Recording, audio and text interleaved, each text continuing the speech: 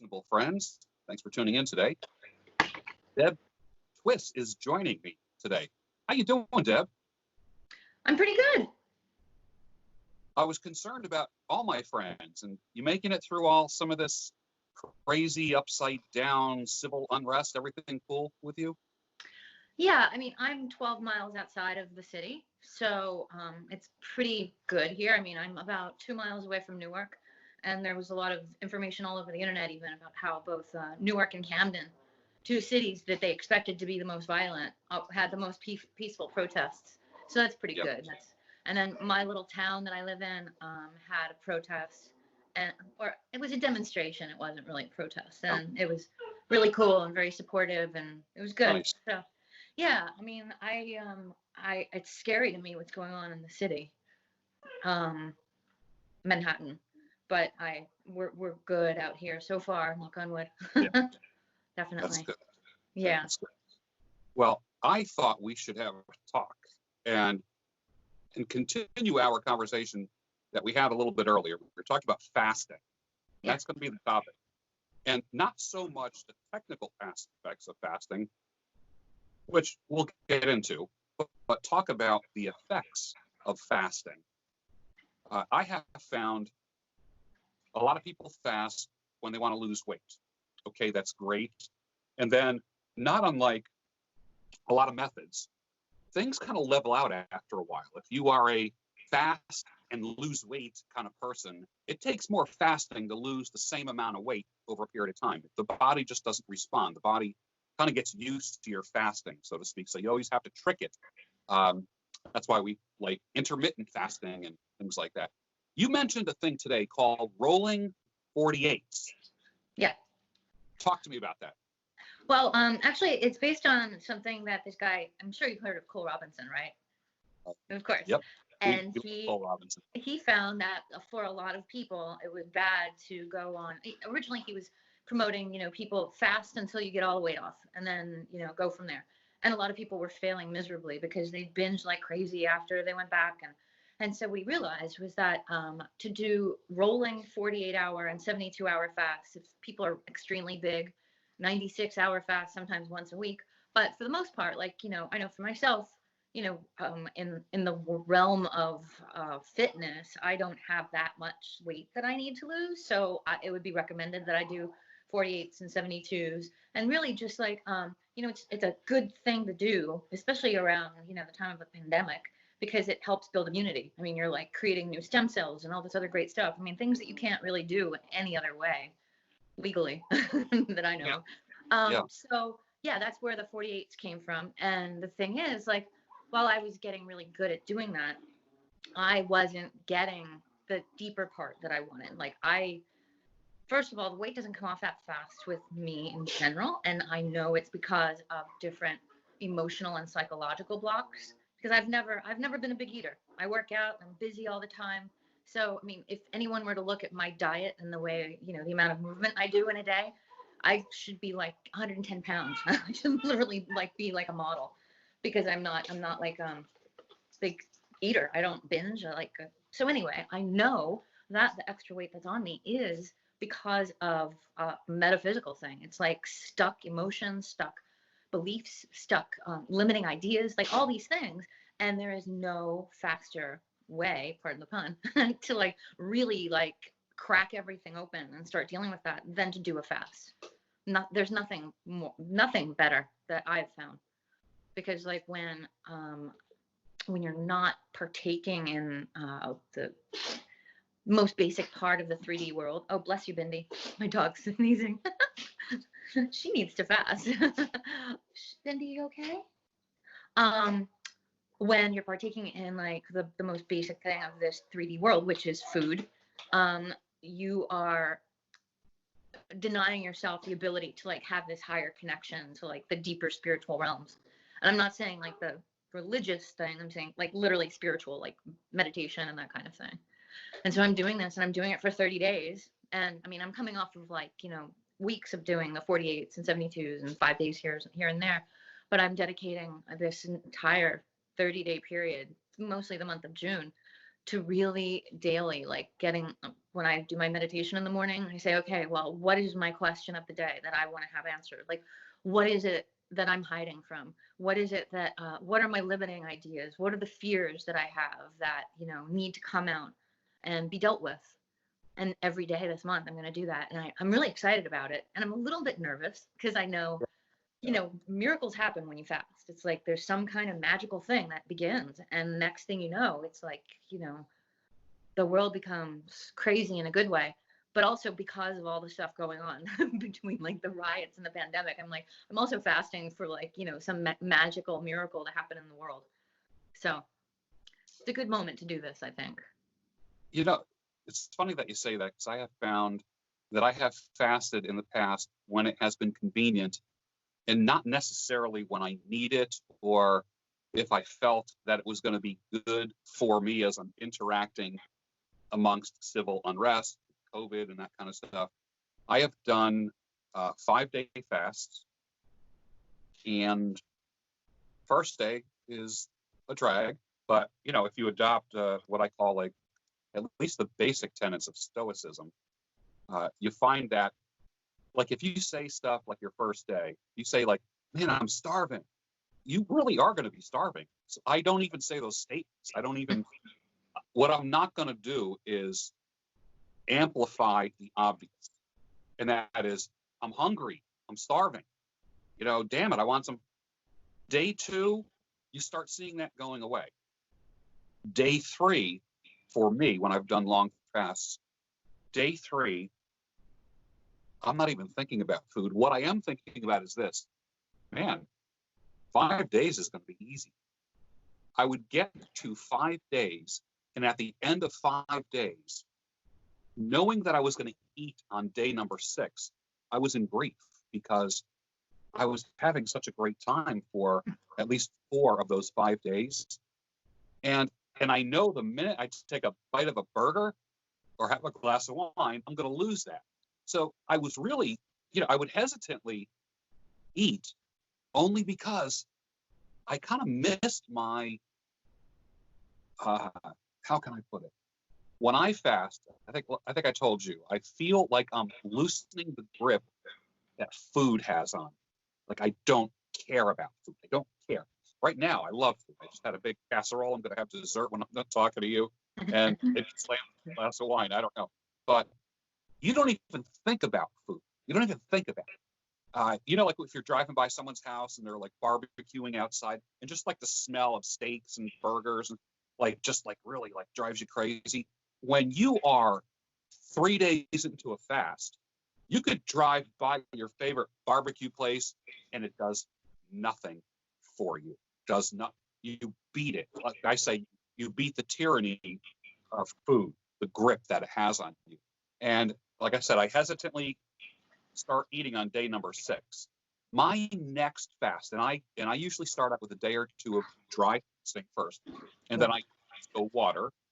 But my thing is this: I want to do 10 days, but I fantasize about doing 30 days, and the whole concept of the 48 is so attractive to me. Yeah, because by then you really are getting into some massive autophagy, and a lot of like the breaking down of those old cells and viruses and bacteria and things that your body doesn't need. And even after I do this 30-day, which like you were saying, when you're not thinking about food, you realize how much time you actually spend thinking about food.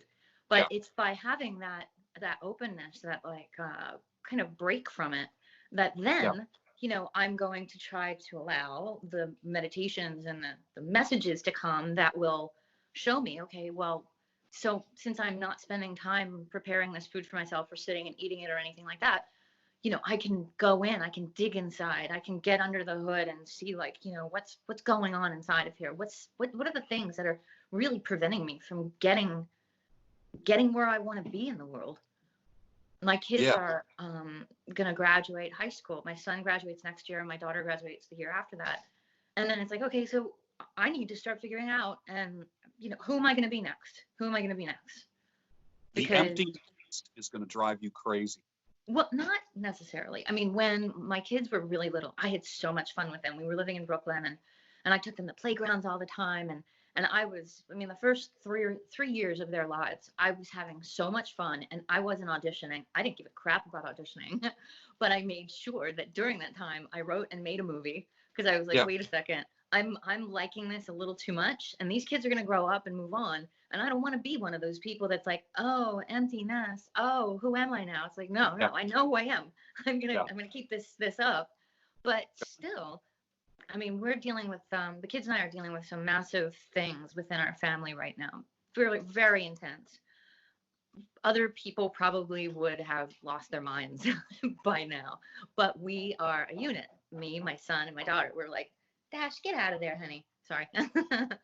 I have 3 dogs in the room right now, and they're a little crazy. But what was I saying? So the three of us are like this unit, and now as they then transition into their lives, which I'm all about, I'm encouraging them all the time. Like, you got to figure out the coolest thing that you can do and have fun and like begin your adventure. And I mean, I try to make every day like an exciting thing for them.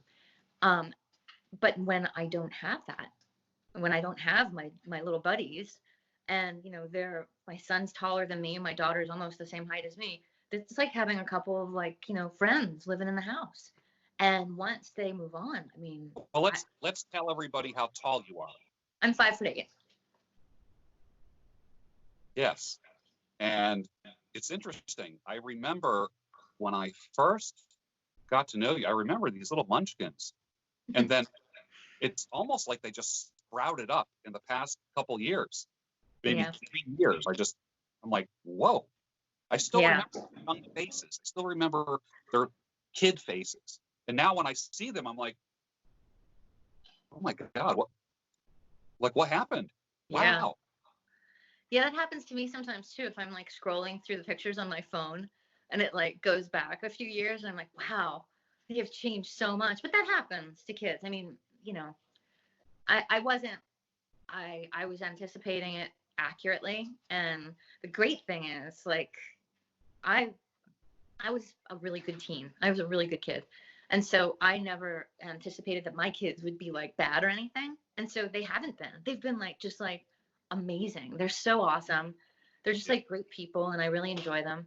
So, there's a lot of good stuff, but in order to like, with the point that we're at in the world, I know that this is a moment of pivot, and things are going to start opening back up. These riots are going to calm down. There's a lot of stuff that's going to change, and I want to be the best version of myself that I can be going into like this next realm. And I mean, even people like on YouTube or on Facebook or whatever are calling what we're all going through the Great Awakening, and I think in a lot of ways it is. I really do. Yeah.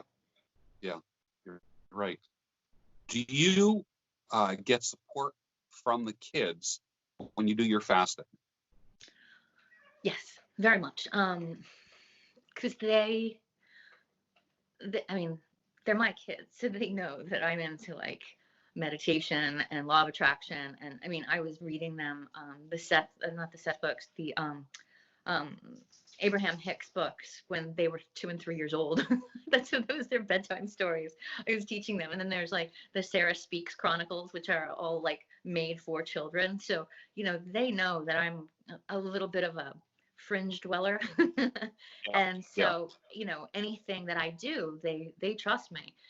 They I've been getting them to take frankincense and lysine and lots of vitamin C during the pandemic, just to make sure that their immunity stays high and everything.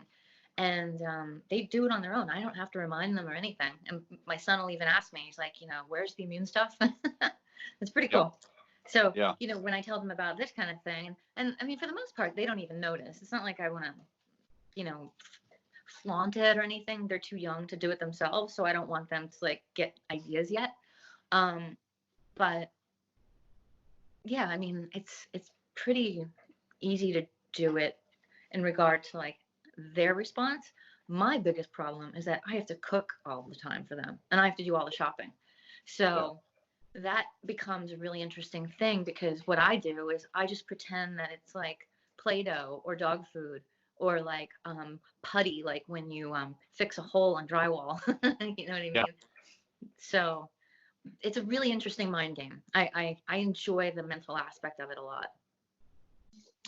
You said something, I might have to steal that phrase. I have been called a conspiracy theorist, which has some negative connotations, but I love your phrase, a fringe dweller. I really like that.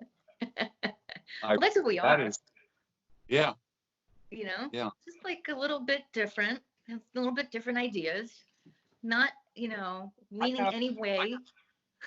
yeah, I have floated some pretty out there fringy stuff, and honestly, I never got any criticism from you. You were just like right there with it, and I'm like, wow, there's someone who doesn't think I'm crazy, Not at all.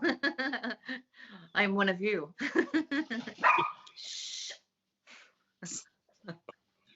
All right, so let's talk about the month of June. What do you hope to accomplish for June? Like weight loss, more discipline, fit into a smaller size dress, or like, tell me what you think the goals are. Because here we are, June 1st. Yeah. Well, first of all, I mean, I am about 25 pounds from my ideal weight of, what I feel good being.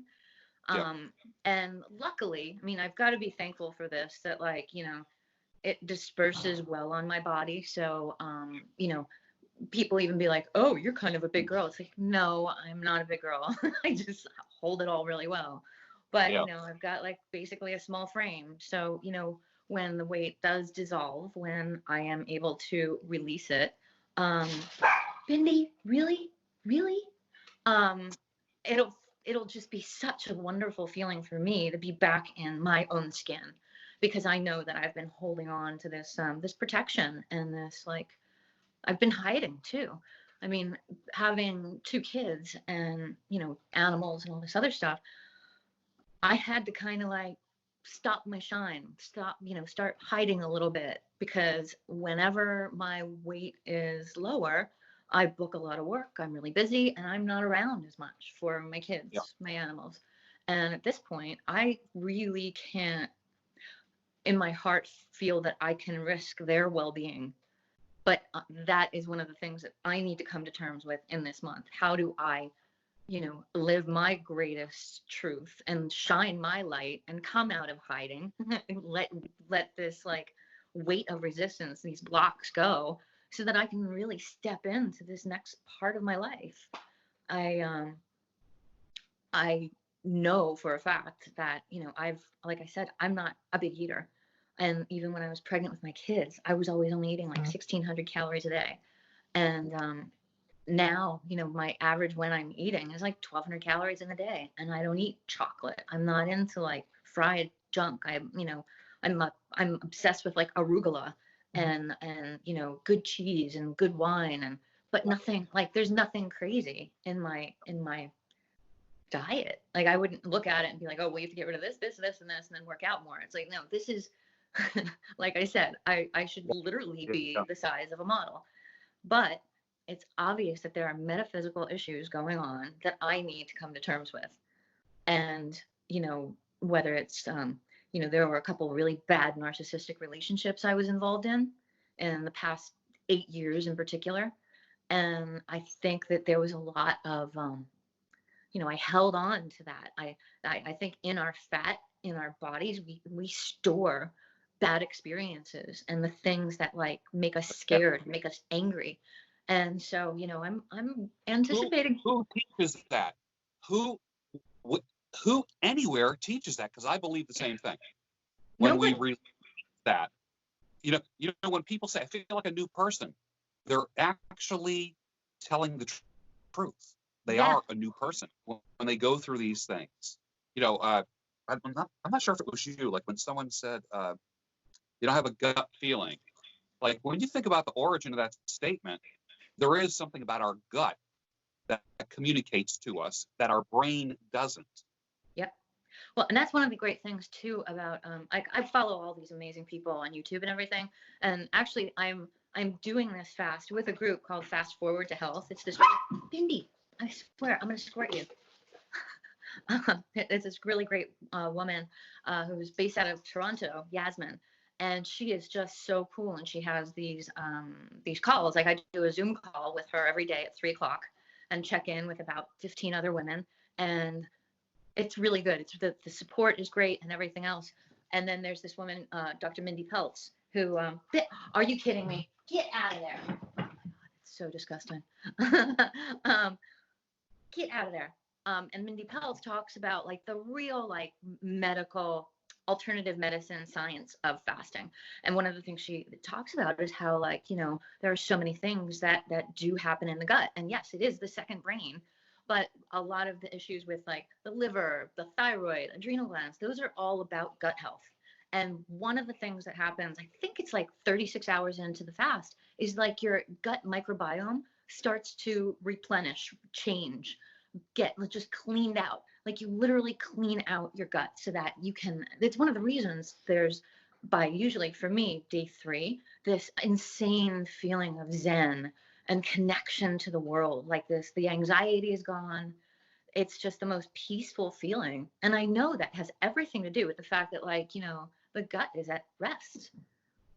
And it's brilliant. I think it's amazing. There's just there's so much information out there about all of this. It's pretty exciting.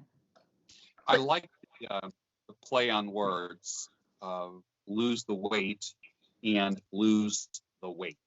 Weight as in pounds, and then the second weight is like procrastination, lose the weight, stop waiting.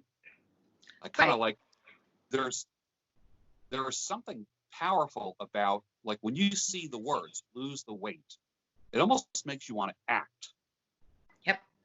Well, because think about it. I mean, I know for myself, by having this extra flesh, this padding, it has stopped me from, let's be honest. I'm not going to pretend like, everything is cool in the business and, women of all shapes and sizes, are okay. No, there's a certain standard, especially like, if you're like a white girl with red hair and big tits, you better have like, a tight waist and a tiny butt. And, that's just how it is. And anyone can like scream about it and rant and, have protests, whatever, but it's a simple fact. It's just a simple fact. And especially like in my career, I've seen the results. So, by having the extra pounds, I am literally holding off the workload, and I am sitting in and waiting to fix myself so that I can get on and start moving and fast again. So yeah, there's a lot to that. And I'm just so anxious for each day. Like, it's very difficult too, because one of the things that happens to me is if I'm in like a 5-day fast, I'm like, oh, maybe I'll go 10 days. I'll start looking at the 10 days. And it's like, no, there was one of the women that's in the group that I'm in. She said, you keep it in the day. Just keep it in the day. So one of the things that I've done. Oh, I like that. I like that. Right? It's really smart. So what I do, I've taken it a step further. And so I set an alarm. Like I know by 11 o'clock, my stomach's going to start rumbling. So I have an alarm at 11, 12, all the way till like 10 o'clock at night. And at each time I say, okay, at 11 o'clock, it says, okay, great, make it to noon. And then at noon, it says, good job, make it to 1. And just keep going through and going through. And it's just like, these tiny little bits, they all stack up into a full day. But I can't get my brain out there and be like, oh, well, I'm going to do this 30 days. Like, that's one of the reasons why, I really wanted to have like this much. They always say, oh, well, you've got to fast for a reason. It's got to be something bigger. Like, do you want to get into that swimsuit? Whatever. That never has worked for me. Like, it has to be something so big. And there was actually something really amazing that happened in 2017. My kids were away for a lacrosse trip, and they were gone for like a week. I was all alone in the house. It was so good. And so I fasted for 7 days. Wow. And in that time, I was able to like think, okay, well, what do I want? I need more money. I need more money so that I can provide like a stable, secure environment for my kids and myself. And I want freedom. And like I set all these intentions. I wasn't specific about how I wanted it to play out. But then it was like within 2 months, I had started a company doing these videos for events and getting paid a lot of money. And that basically supported me up until March 12th when everything shut down for the pandemic. And it was amazing. I mean, I bought like 2 cars. I like painted my house. I paid for all kinds of lacrosse things for the kids. It was unbelievable. It was so amazing. And yeah, so, but it all came, and I know it for a fact, from the magic that opened up during that fast. And that was 7 days. So I'm thinking to myself, okay, if I can go 30, what might I be able to create, especially knowing the amount of power that's available inside of this practice, knowing that and moving as far as I can into that and letting it really like work its way through my system. And that's the other thing too. I'm going to make sure that every day I'm doing yoga so that like, you know, my body is being twisted and detoxed and the muscles are like being stretched out. And I mean, there's no way I could just like sit and not work out. I can't. So I have to do something that's compatible with fasting, you know, especially for that long. Yeah. Oh, and that's the other thing. I don't remember where I've seen it, but I've seen it numerous times. And every time I go to look for it, I can't find it. But I know that this is a thing, that every day, every consecutive day that you fast cleanses the karma for each year going backward. So basically, by doing a 30-day fast, I will, with no breaks, I will be able to cleanse the karma of 30 years. How cool is that? I'll tell you what, if that's true, I'm in. Right? Join me. Come on. I challenge you. 30 years. I triple dog dare you. I might join you. I seriously, since this afternoon, I was thinking about it. So, but I'll let you know. Where do you put on your weight? I know with me, as with many men, it's from the bottom of my rib cage to like my belt line. I get thicker around there. A lot of men get that thick, what do they call that? Visceral fat, that kind of right. thing. And during COVID, my gym is closed. That's my excuse. My gym is closed. Although I do have some weights at home, but you know, I caught myself making excuses like that. How about you? How do you gain weight? It's in my face. I mean, you can even see it. Like, you know, I've got a bowling ball head. So like when I get weight, it's right in here. And I mean, even like my arms, those are fat arms for me. And then, I mean, it's literally like, and yeah, for a lot of people, that's not so bad. But I mean, there's tiny bones under that. I know how big they're supposed to be. I've got the boobies, but like, it's not like I'm, you know, it's just everything is a little like thick for my taste. Yeah, nothing. I mean, I can't be like, oh, I got a gut, or I mean, I guess because I've been a runner since I was 12. Like I really don't have fat legs at all. Yeah. And yeah, just it's overall like I'm really looking forward to seeing how my body is at the end of this. And then, you know, I've got a whole plan for like getting back into my running more and all this other stuff. And I'm just looking forward to being me again. I really am. I'm done with this. I'm done with the package that I'm dragging around. What advice would you give to somebody who's never fasted before? They're afraid of it. They're afraid of being hungry. They're afraid of, you know, they might be ridiculed by their family. Who knows? I mean, everyone's sitting around the dinner table and then they're eating nothing.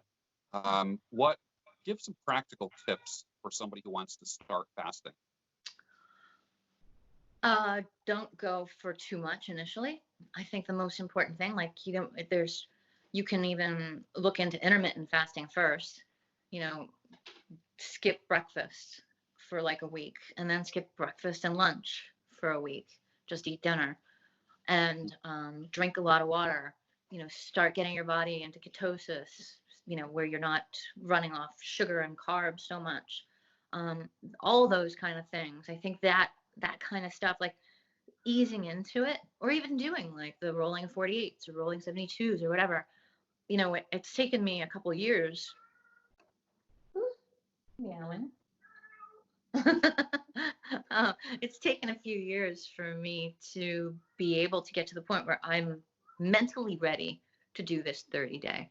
And that's the biggest thing. You have to be mentally ready. And you also have to know that like and this is all over the internet too. I mean, it's really easy to just like go on YouTube and just like look at all these things about fasting and the benefits. And it wasn't until like the past 100 years that people were, into like eating 6 freaking meals a day and crap like that. And, kids having snacks every 2 hours. I mean, it's just, Yeah.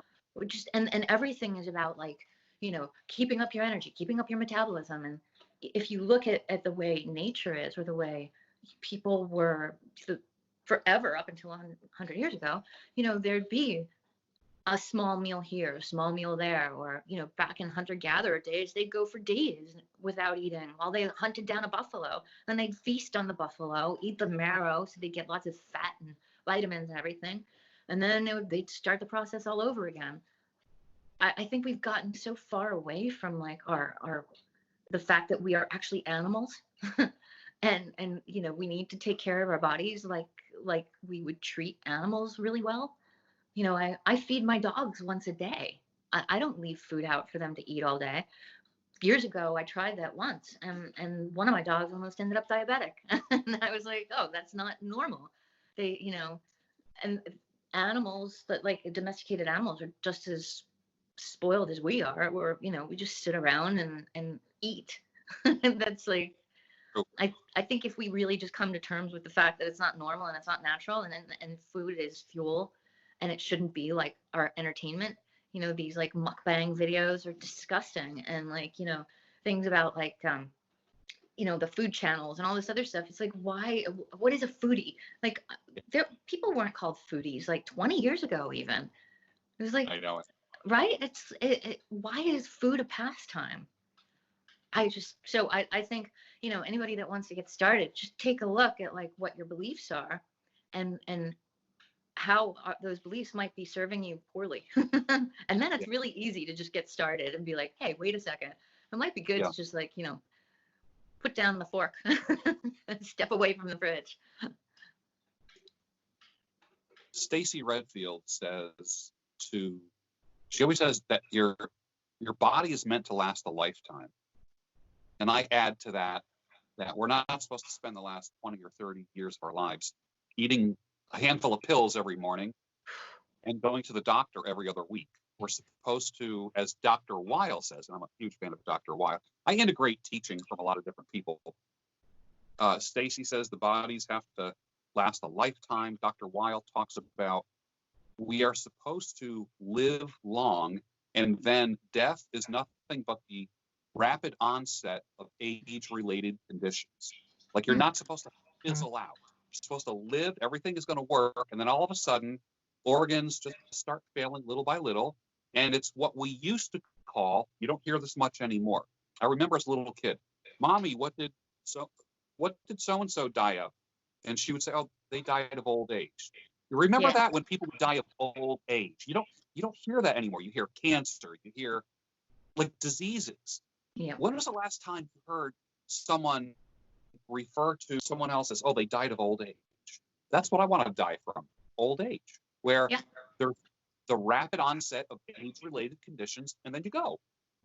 Well, and there's actually a lot of really cool concepts out there now about having a like conscious exit where you basically like, you're getting done and you go into meditation, and then you consciously leave your body.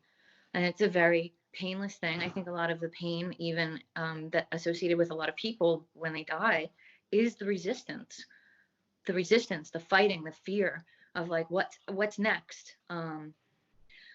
We could go on about this stuff forever. We're getting into like a whole other zone of like, what do you believe? And I mean, I've had crazy dreams and a real connection to other realms, I guess, since I was very, very little. I remember the day I was born. I remember the room, the delivery room. I remember being in the bassinet and being really angry because like I knew how to speak English, but I couldn't get my mouth to work. And I was crying, and I had on cloth diapers and rubber pants over them, and it was so uncomfortable, and I couldn't use my body, and I couldn't talk, and so I started crying, and my parents thought that I had a dirty diaper. And I was like, oh my God, they don't get it. I can't talk. Like, I was so frustrated. And so like I feel like I've almost been given this gift from the time I was born, where I have such a belief in other realms, in God, source. I believe in reincarnation completely. I've had dreams, both about past lives, but also I have a very ongoing dream about a future life. And I even have like a kind of roundabout date. It sounds like it's around 2080. Um, and I am walking in Brooklyn and I'm with this guy, and all of a sudden I remember being me with my kids in Brooklyn back in the early 2000s, and all of a sudden I remember like my daughter's name and that I have to find her. And one of the coolest things about that dream, and it's a recurring dream, I've had it several times, and in different ways, like I'm in Manhattan or I'm calling somebody, or I mean there's a lot of different parts to it. But in the dream, I even talk to the guy about how it's so cool that the world has evolved, that like, reincarnation is just like an accepted thing. That's what I say to the guy. And so, I know in my absolute heart, and whether this is controversial, I know a lot of religions don't want to like, think that there's anything but this one life and this is all you get. I think we're just using these meat suits. We're souls. We're using these meat suits. The meat suit hasn't been engineered properly to go longer than like 100 years really well. So we like give it up and then we get a new one. I think it's that simple. I really do. And, the better we interact within this meat suit on this planet, in this, plane of existence, and the more we learn and, feed our soul through our interaction in this realm, the better our next experiences are, and the more I think we're allowed to remember. And yeah, I mean, sorry, I went way out there. We are definitely dwelling on the fringe, and that's okay. Maybe that should be the name of our show, Fringe Dwelling with George and Deborah.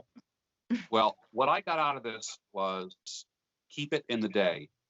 And I have to, it's almost like the AA thing. What do they say? Like one day at a time. Yeah, But right. I do like keep it in the day, and I might end up putting that on a 3x5 card and just putting it where I can see it. And I didn't make that up. It's this really cool woman that is in my fasting group. She's from Queens. Her name's Angie. And like, maybe I can get her to let me tag her in your video. She's Yeah, super, super yeah, cool. I really yeah. like this woman. Yeah. It's Angie's thing. Keep it in the day. Keep it in the day. Excellent. Yeah. Excellent. Yeah. Well, any people who are in the audience who want to know anything about fasting, please leave comments. And Deborah, you are always welcome to address those comments or questions yourself down below the video. And I think we're going to be talking about this again. June, you're making me think about it could be a transformative month. It really can be. I mean, I don't know, you're around Philly, right? Yeah. And I'm pretty sure everything's starting to open up there. I mean, they're talking about beginning even in Manhattan, opening things June 8th, like Yeah. starting the first phase. So, this is the time. It's like this is the moment to like really, and not just about weight. That'll be like a great benefit, a side benefit that comes, but like really setting like massive intentions about who do you want to be on the other side of this thing? Because this is like 50 9/11s to me. This is way beyond. I mean, this is like a global thing. I'm at the very core of our beings. We are all being changed. And it's our decision if it's going to be for the better or not. It's almost like being at the beach and you wade into the water at about just below chest level, and the waves come and you toughen yourself to either go through the waves or you jump into them. But I just feel like the past few months have been just wave after wave. I don't want to call it an assault, but maybe that's a good word to use. I don't know, but I just feel like there's been wave after wave after wave. And just this week, I've been hearing a lot of people saying that they're feeling it in their bodies, the anxiety and not sleeping and, that kind of stuff. Yep. No, I totally agree. And I know what you're talking about the waves. Absolutely. Shh, guys, I'll spray you. That the wave is definitely, I mean, it's been crazy, and even like the little things, the murder hornets. Like, what the hell? Murder hornets? What is going on? Like, and the fact that and people just gloss this over. Like, the government has come out and like admitted that UFOs exist. It's like, it's so funny, but there's so much in it that's good. I mean, even something as simple as my kids only being in school 2 hours a day. My son's downstairs playing the piano because he wants to. It's not like he has lessons or anything like that. He's just like, waiting for me to come back down and just playing the piano, coming up with like ideas of songs and everything outside on the street every day. By the time the online school is done at noon, all these little kids are playing. They're riding their bikes, they're riding their scooters, they're running and playing in their yards, playing with hoses. Ever since I moved here to Jersey 12 years ago, 8 years ago. I moved here in 2012. 8 years ago, I never saw kids playing outside. Like, I didn't even know how many kids lived on this block until this pandemic. And I'm like, Yeah. wow. So, I mean, even that's going to change the kids that are growing up right now. They're not choosing to be inside on Xbox or something like that. They're choosing to play outside in the dirt. And that's so amazing. Or even look at the people, like people outside running, walking, biking. I mean, it's like Santa Monica Boulevard on the main track of you know, of my town. It's so amazing. It's crazy. Like, everyone's into fitness. It wasn't like that last spring. Right. That's true. Something's happening, and I can feel it, and I'm kind of looking forward to how we're going to end up at the end of this year. I mean, there's just wave after wave after wave, and I want to be ready for it. I don't want to have the same flabby body.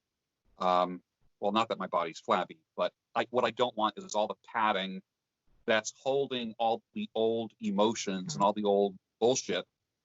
I want to be lean, trim, and able to take life's punches and the waves as they come. That's Yeah. where I want to be. Well, I mean, the way I'm looking at it is like, I want to be a warrior for reality.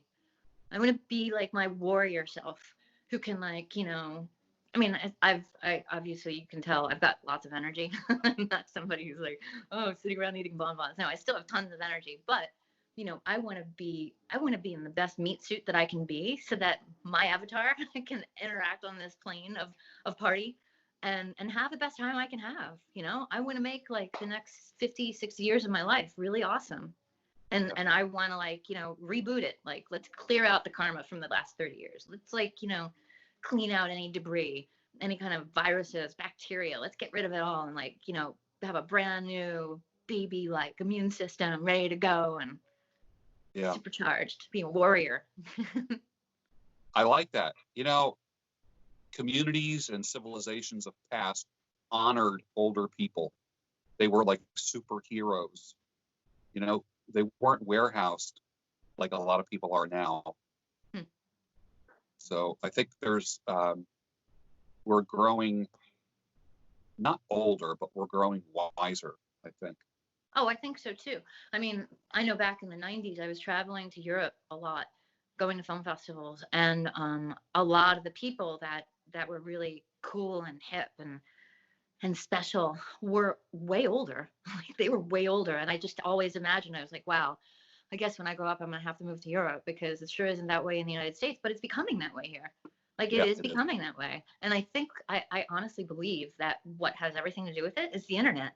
Because, like, we see, we've been, since like the late 90s, really, like, we've been so aware of everything else all over the rest of the world. Like, we all communicate. And so there's not really the chance to be so different. Like, we're all becoming more aware of, like, what humanity wants, what humanity leans toward, not just about specific little pockets. Yeah, I'm looking forward to everything that life has in store for us. Me too, right? It's fun. Yeah. Warrior time. Warrior time. A conversation with Deborah Twiss, fringe dwelling. Deborah, thanks. Appreciate you joining me tonight. Thank you. Thank you. This is really fun. I always love talking to you. You're so fun. Thanks, Deb.